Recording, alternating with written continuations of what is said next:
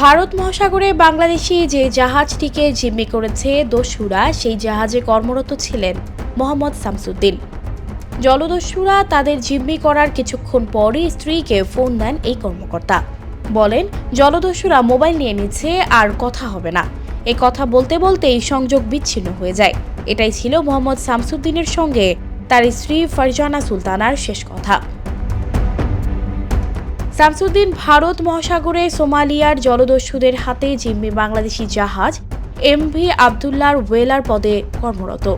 মঙ্গলবার বাংলাদেশ সময় বেলা 1:30টার দিকে জলদস্যুরা জাহাজটি নিয়ন্ত্রণ নিয়ে নেয়। তারা জিম্মি হওয়ার খবর পাওয়ার পর উদ্বেগ উৎকণ্ঠায় দিন কাটছে 23 নাবিকের স্বজনদের। ফারজানা সুলতানা বলেন, মঙ্গলবার বিকেল 4টার দিকে স্বামীর সঙ্গে কথা বলেন। তখন তিনি বলেছিলেন, জাহাজে জলদস্যু উঠতে চেষ্টা করছে, তাদের জন্য দুশ্চিন্তা না করে দোয়া করার কথা বলেন। এরপর সন্ধ্যা 6:30টার সময় কথা বলতে বলতে সংযোগ বিচ্ছিন্ন হয়ে যায়। পরিবারের সদস্যরা জানান, 3 বছর আগে জাহাজে চাকরি নেন শামসুদ্দিন। বছরে 6 মাস সমুদ্রে থাকেন, অবশিষ্ট 6 মাস বেকার সময় কাটে। সর্বশেষ গত ডিসেম্বরে জাহাজে ওঠেন শামসুদ্দিন। জুনের দিকে তার ঘরে ফেরার কথা।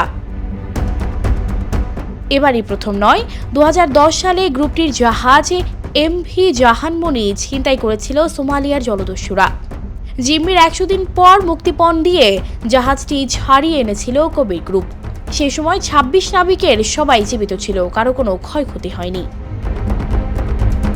সানজিদা রহমান, প্রবাস খবর।